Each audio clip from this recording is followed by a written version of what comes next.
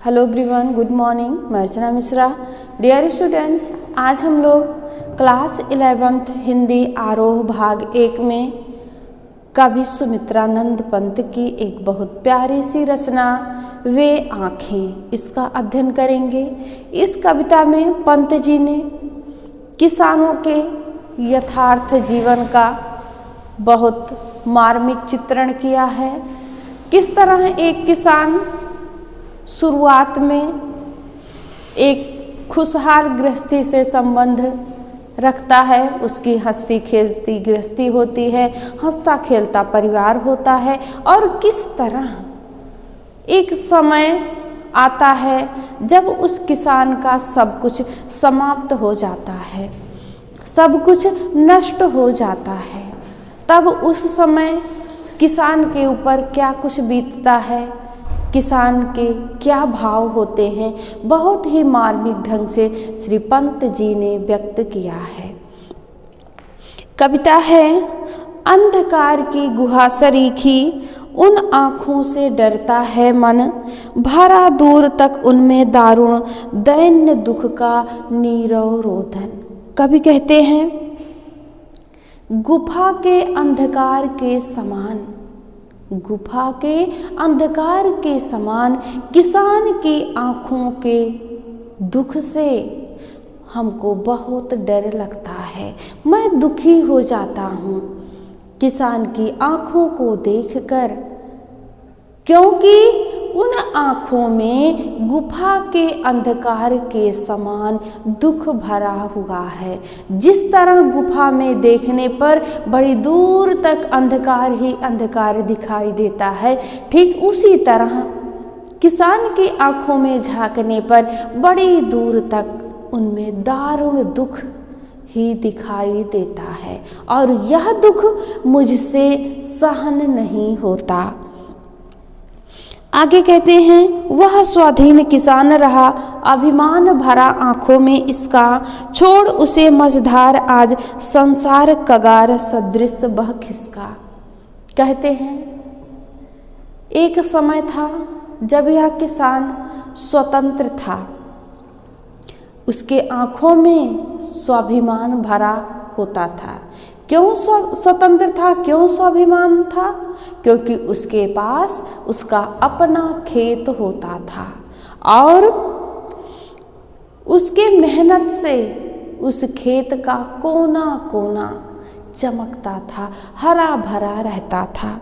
छोड़ उसे मझधार आज संसार कगार सदृश बह खिसका। आज उसी किसान को यह संसार, यह दुनिया बीच में छोड़कर आगे निकल गया। आगे कहते हैं, लहराते हुए खेत दृगों में हुआ बेदखल वह, अब जिनसे हंसती थी उसके जीवन की हरियाली उनके तृण तृण से।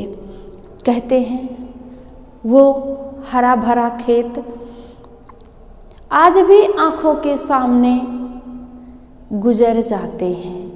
हरे भरे खेतों के दृश्य आज भी आँखों में छा जाते हैं, जिनसे यह किसान अब बेदखल हो गया है, जो अब किसान से छिन गया है। हंसती थी उसके जीवन की हरियाली जिनसे, जिनके तृण तृण से। कहते हैं कि उस किसान का कोना कोना खेतों के हरे भरे फसलों से हंसती मुस्काती थी। किसान परिश्रम करता था, खेतों में हरियाली होती थी, और खेतों के हरे भरेपन से किसान का जीवन महकता था, सुंदर होता था, सुशोभित होता था। आँखों में ही घूमा करता वह उसकी आँखों का तारा, कारकुनों की लाठी से जो गया जवानी में ही मारा। आगे यह उस समय का चित्रण है जब जमींदारी प्रथा अपने जोरों पर थी। कवि कहते हैं, आँखों में ही घूमा करता वह उसकी आँखों का तारा। किसान के आँखों का तारा कौन था? उसका बेटा, उसका लाडला बेटा, उसकी आँखों का तारा उसकी आँखों में घूमा करता था। क्योंकि आज वह उसके साथ नहीं था, उसके बीच नहीं था। जमींदार के कारकुनों कौन है? नौकर। जमींदार के नौकरों ने अपने लाठियों से किसान के बेटे को मार डाला था। भरी जवानी में ही वह पिता को छोड़कर चल बसा था। किसान के बेटे को जमींदार के नौकरों ने लाठी से मार डाला था। उसकी छवि किसान के आंखों में आज भी गूंज जाती है। आगे कहते हैं, बिका दिया घर द्वार महाजन ने ना ब्याज की कौड़ी छोड़ी, रह रह आंखों में चुभती वह कुर्क हुई बर्धों की जोड़ी। कवि कहते हैं, बिका दिया घर द्वार महाजन ने ना ब्याज की कौड़ी छोड़ी। महाजनों ने, जमींदारों ने अपने ब्याज की एक भी कौड़ी नहीं छोड़ी, जिसके चलते जमींदारों ने किसान के घरों को नीलाम कर दिया, बेच दिया और अपने ब्याज की भरपाई कर ली। किसान को तब बहुत ज़्यादा दुख होता है, तब उसकी पीड़ा छलक उठती है जब उसके सामने उसके बैलों की जोड़ी नीलाम होती थी। जब उसके बैल नीलाम हुए तो उसके आंखों में दर्द उभर आया, क्योंकि उन्हीं बैलों के माध्यम से वह खेतों में फसलें उगाता था। उजरी उसके सिवा किसे कब पास दुहाने आने देती, आंखों में नाचा करती, उजड़ गई जो सुख की खेती। कवि पंत जी कहते हैं, किसान के पास एक उजरी नाम की गाय थी जो दूध देती थी। कह रहे हैं, उस किसान के अलावा वह दुधारू गाय किसी को अपने पास दूध निकालने के लिए फटकने नहीं देती थी, इतना किसान को मानती थी। लेकिन ब्याज चुकाने के चलते किसान ने उसको भी बेच दिया। कहते हैं, किसान बहुत दर्द में, बहुत दुख में है और कहता है कि वह जो उजड़ गई है, जो सुख के दिन बीत गए हैं, वह आँखों में नाच जाते हैं। वो सुख भरे दिन आँखों में घूम जाते हैं। बिना दवा दर्पण के घरनी स्वर्ग चली आँखें आती भर, देख रेख के बिना दूध मुही बिटिया 2 दिन बाद गई मर। यहाँ किसान की पत्नी दवा के अभाव में गुजर जाती है, उसकी मृत्यु हो जाती है। कवि कह रहे हैं, किसान अपने पत्नी की दवा नहीं करा पाया, इसलिए उसकी पत्नी चल बसी और छोटी सी दूधमुही बच्ची थी। जब माँ मर गई तो उसको कोई देखने रेखने वाला नहीं रहा, कोई देख रेख नहीं किया, इसलिए 2 दिन के बाद वह बच्ची भी मर गई।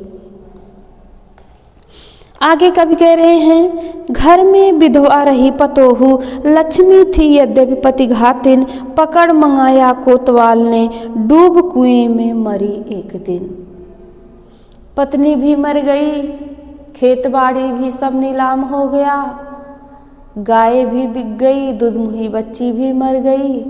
अब किसान के पास, किसान के घर में उसके बेटे की विधवा, उसकी बहू लक्ष्मी थी। कह रहे हैं, अब किसान के पास, किसान के घर में उसकी विधवा बहू थी जिसका नाम लक्ष्मी था। यद्यपि वह लक्ष्मी थी, लेकिन उसको गांव समाज के लोग पति के मृत्यु का कारक मानते थे कि यह अपने पति का जान लेने वाली है, इसने ही अपने पति को मारा है, या इसके कारण ही, इसके आने से ही इसके पति की मृत्यु हो गई है। गांव वाले, समाज वाले उसको ताना मारते हैं। ये भी किसान बर्दाश्त कर लेता, लेकिन पकड़ मंगाया कोतवाल ने। कोतवाल पुलिस वाले उसकी विधवा बहू को थाने पर बुलाते हैं और इस अपमान को वह सहन नहीं कर पाती। डूब कुएं में मरी एक दिन और कुएं में डूबकर अपनी जान दे देती है। खैर पैर की ज्योति जोरू न सही एक दूसरी आती, पर जवान लड़के की सुध कर सांप लौटते फटती छाती। कवि कह रहे हैं किसान सोचता है भले पत्नी मर गई। अब इन पंक्तियों से यह पता चलता है कि उस समय समाज में स्त्रियों की कोई अहमियत नहीं होती थी। पाँव की जूती के समान महिलाओं को समझा जाता था। कवि कह रहे हैं किसान कह रहा है, सोच रहा है भले पत्नी मर गई, पत्नी के मृत्यु का बहुत दुख नहीं है, क्योंकि वह एक टूटी फूटी जूती के समान है, जो टूट गई तो दूसरी ले लेते। लेकिन उसका जवान बेटा जमींदार के नौकरों द्वारा जो मार दिया गया था, उस दुख को वह सहन नहीं कर पा रहा था। उसको जब याद करता तो उसके कलेजे पर जैसे सांप लौटने लगता, असहाय दुख हो जाता। पिछले सुख की स्मृति आंखों में क्षण भर एक चमक है लाती, तुरंत शून्य में गढ़ चितवन तीखी नोक सदृश बन जाती। कवि कह रहे हैं जब किसान अपने पहले जीवन को सोचता है, पहली स्थिति को सोचता है, तो उसकी आंखों में प्रसन्नता की चमक आ जाती है। लेकिन तुरंत ही वह अपनी वर्तमान स्थिति को देखता है, सोचता है, तो वही प्रसन्नता, वही दृष्टि जैसे जलने लगती है, सुई की नोक के समान उसको दुख देने लगती है। इस पाठ में कवि ने किसानों की यथार्थ दुख को, पीड़ा को बहुत अच्छे ढंग से समाज के सामने उकेरा है। आशा है आप सभी को कवि का भाव और इस पाठ की व्याख्या अच्छे से समझ में आ गई होगी। अगले वीडियो में हम दूसरे टॉपिक के साथ उपस्थित होंगे। तब तक के लिए धन्यवाद।